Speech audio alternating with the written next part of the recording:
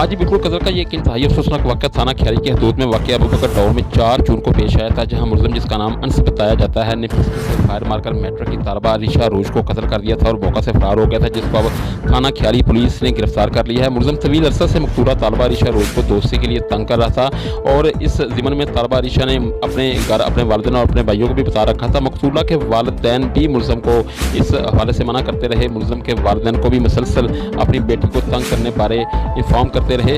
वक़ुआ के रोज़ मुलज़िम अनस अपने दीगर साथियों के हमरा तालबा के घर बाहर आया और गली में आकर गुरूर पाड़ा करने लगा। शोर की आवाज़ सुनकर मकतूला और उसके वालिदैन बाहर आए तो मुलज़िम ने आओ देखा न ताओ तालबा अरीशा अरूज को फायर मार दिया, जिससे वो शदीद ज़ख्मी हो गई थी।